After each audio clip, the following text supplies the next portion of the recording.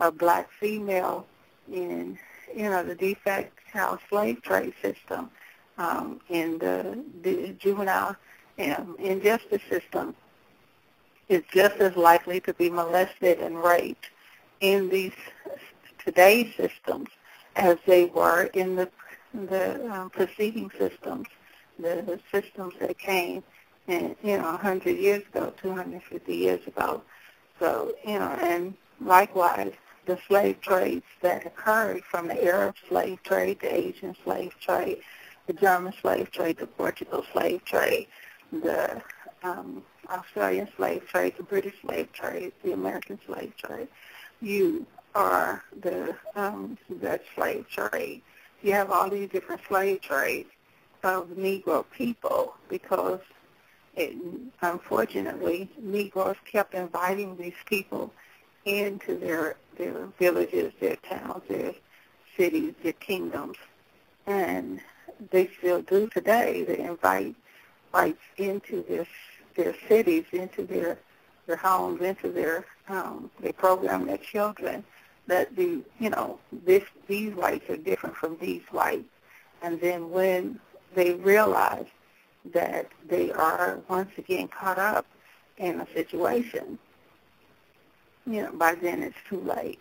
But, you have all of these slave trades that wasn't just about money. Money was secondary. It was about being able to do whatever you wanted to do to these Negro people. The slave trade had a lot to do with being perversion than as much as it did with, profit. And you had a lot of females that were messed around and abused during the slave trade. But it was also about the perverted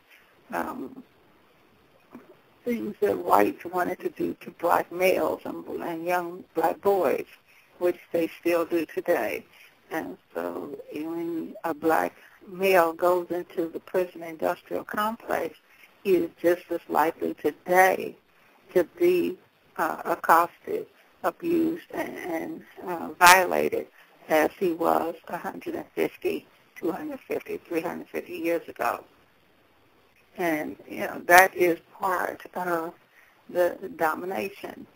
So, the children, when they're talking about reparations, when you tell them that they should not be looking for compensation for these things that have happened and that are happening, then you kind of lose them because you sound crazy. If you're telling them that someone should be able to, rape the great-grandmother, rape the mother, rape them, and simply offer an apology, well, the children just aren't with that. And so there's this huge disconnect between the older people of the civil rights and reparations movements and the young people today who would be inclined to join these movements if it were not for the fact that these movements are putting out this confusing and contrary information. So we want them first of all to understand that not all reparations organizations are the same. Yes, most of them have kind of been steered and lost their way. Most of them have included whites in their reparation fight, which is why they have been steered toward an apology versus the compensation. But there are a few out there who that actually work toward compensation for the situations because white folks cannot repair the damage to black communities, to black children, to black populations because white folks are still causing the damage to black communities, black children, and black populations. And black people look crazy and sound crazy going to white people and begging white people and doing all this stuff for white folks to fix the black community or to even help fix the black community. Why would they do that? They are profiting off of the dysfunctions that have been created in the black community. They profit enormously off of the prison industrial complex, the defect child slave trade system. They profit off of the white-controlled black entertainment industry. They profit off of the churches that are promoting white supremacy and a white savior. They're profiting off of these things. So why in the world would they help black organizations to stop these things? It doesn't make any sense. And you see year after year, for the past 50 years, you've seen black organizations saying, please, Master, please, help us to stop and end slavery. And slave masters are like, no, what I'll do is I'll give you, $5,000, $10,000, $25,000 to bring me some more slaves.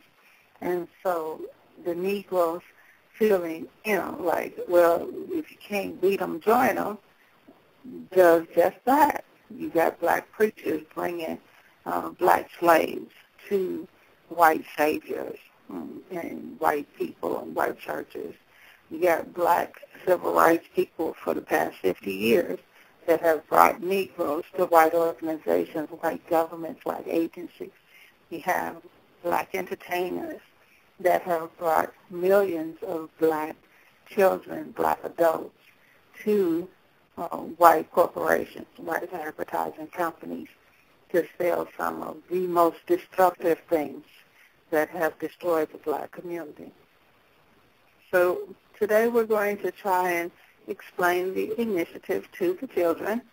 That we got some high schoolers that wanted to deal with the show today and get a better understanding of what the initiative is about. They want to get involved, so that's good. So we're talking about the initiative. Once they read